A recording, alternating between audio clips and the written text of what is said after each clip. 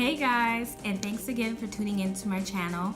Today I'm coming to you with a different type of video. So normally you would be receiving a tip from me, which I have previously put it on my channel every Tuesday at 7 p.m. Eastern Standard Time. However, a lot of my subscribers have been sending me emails and questions about the different type of content that I could be putting on my channel. I have heard your requests, and so going forward, I will no longer be doing tips every week. I will of course come in from time to time and put in tips here and there, but I have over 30 videos on my channel currently that have event planning tips. So if you're ever interested in looking at those tips, I will put a link in the description box below, as well as put a link up at the top of this video so that you can look at the over 30 videos that I have for event planning tips.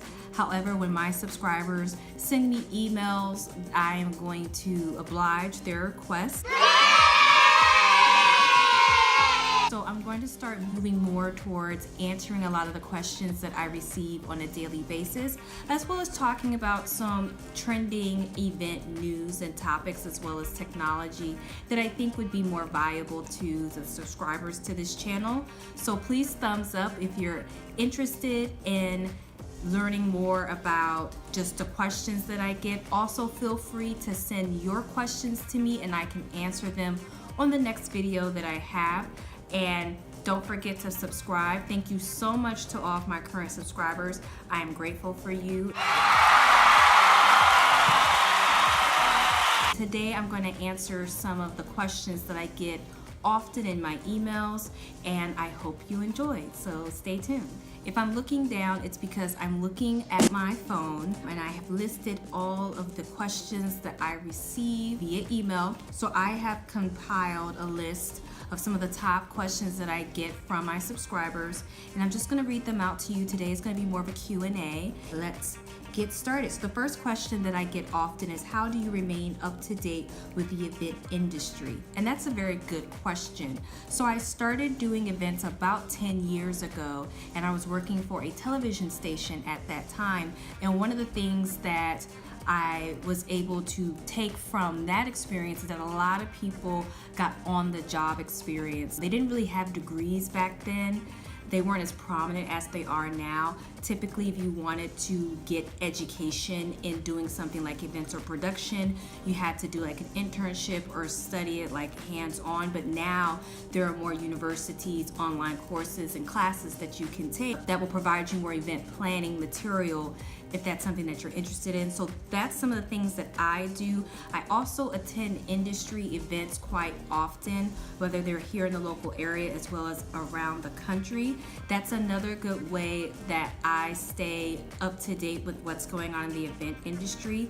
Things change very quickly as far as technology, new processes, even just the way that people ask potential clients questions. It's always good to hear from other professionals what they do. So going to industry events is something else that I have done to stay current with what's going on in the event industry, as well as reading books, listening to webinars, anything that's event related. I try to engulf myself in it. Also, different ways of doing setup for large scale events, using different software, even just to manage your business. So that's just an example of ways that I myself have kept up with the different trends that happen in the event planning industry. The next question that I get often is, what elements must be considered before you start planning an event? So there are three things that I always look to before planning an event. And the first thing is budget. To me, if a client doesn't have the budget, it's a huge red flag that they're not quite sure of what they want to do. And it's fine if you have an unlimited budget based on like your income or something like that, but typically people have a magic number in their head of like what they're going to spend. So if they say they don't have a budget, it's usually a red flag that they haven't really thought the whole process through. The next thing that I consider is, after we have the budget conversation, how many people are going to be involved in the planning process.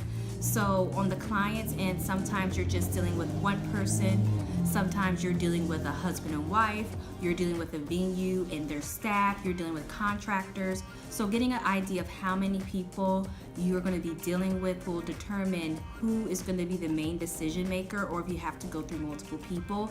Sometimes it's a gift and a curse having multiple people on a project, because in order for you to move forward with certain steps, you have to get them to confirm if we're in alignment. So figuring out how many people are going to be a part of the project is another good way of determining if we can start the event.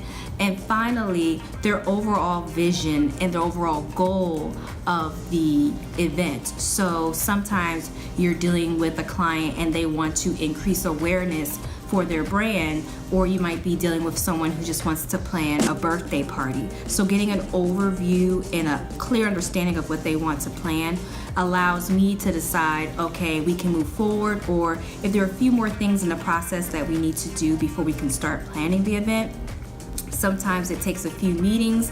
Sometimes you can leave the meeting that day knowing here are your next steps and you can start immediately. Sometimes you have to wait a little while longer until you get a few more questions answered before you can start. So that's kind of what I use as a gauge before starting any event. And it's been very helpful because for people who are very serious, those 3 questions are initially knocked out in the first meeting and you can start the next time you meet. But sometimes you need a few more meetings, especially if it's a large scale event and you're dealing with like celebrity clientele and things of sensitive nature.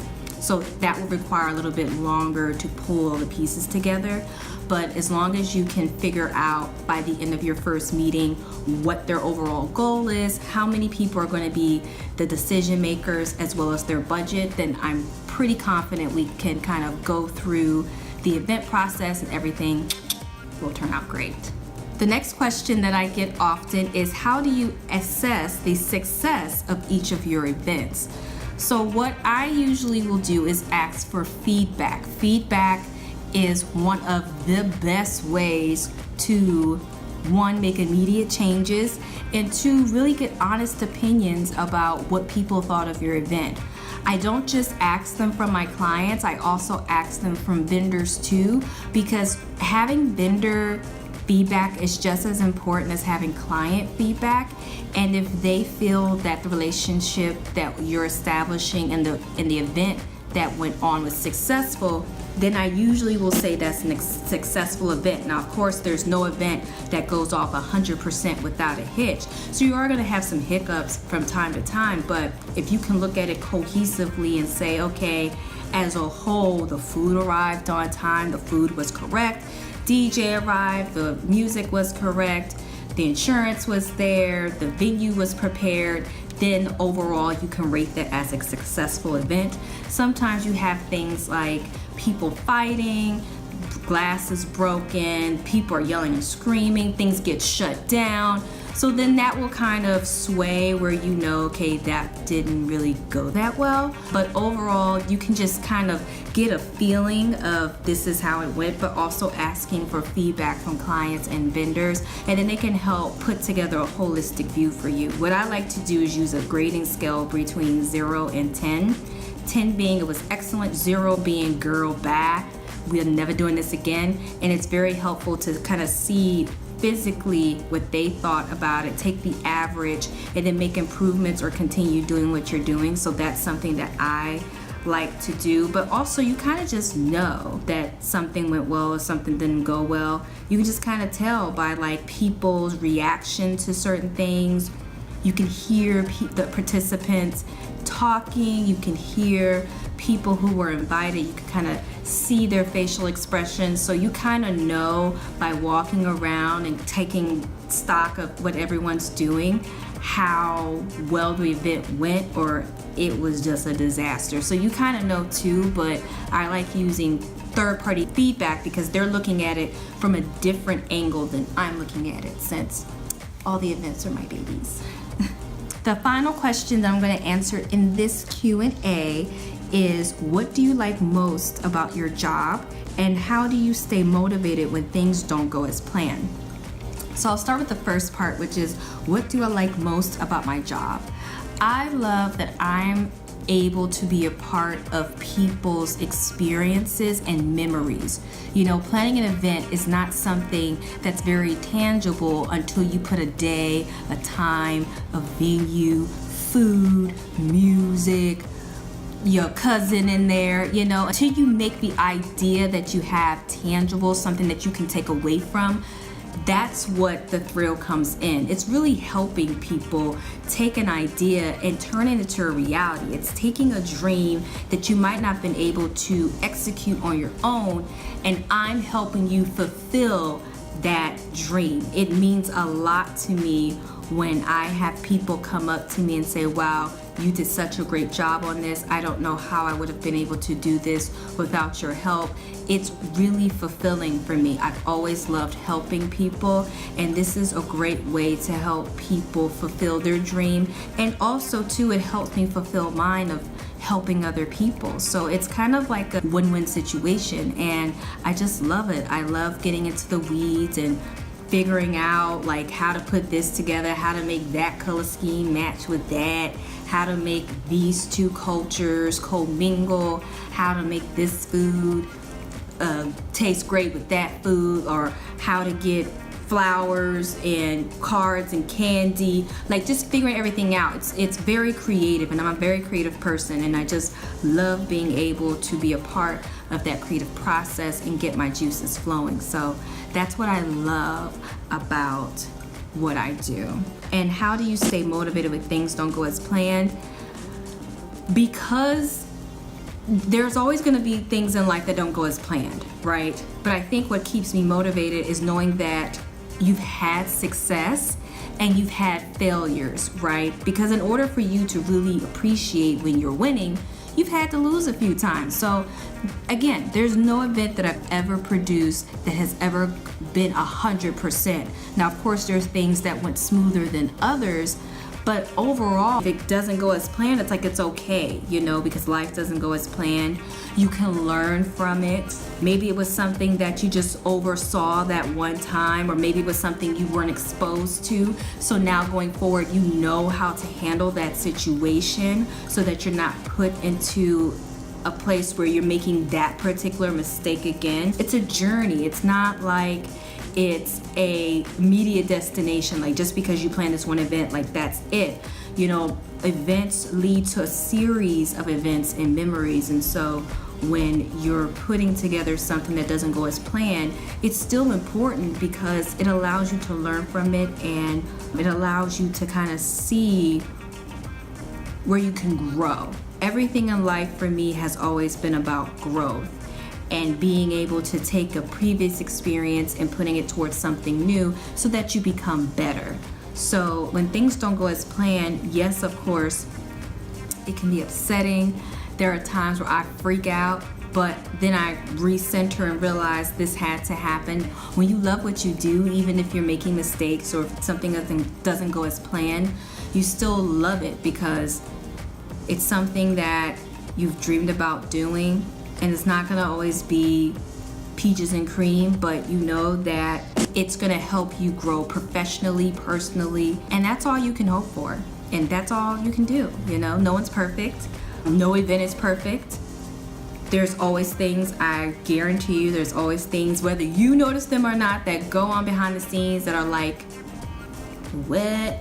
But that's what I love. And I've been very fortunate to be able to do this for so long, and I can't imagine myself doing anything else.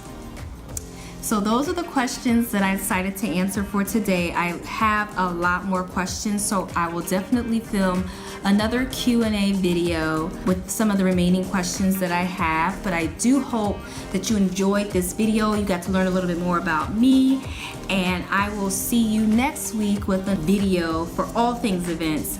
And thank you so much for watching. Please don't forget to share, like, comment on the video below. Again, if you want to send any of your questions in to me, you can email them to me or send me a direct message on here. I will now respond to them as soon as I can. If there's any particular topics or questions that you have, let me know and I can definitely make a video about them. And once again, thank you to all my subscribers and everyone who has submitted questions to me. I appreciate you, and I will see you all next week. Take care. Bye.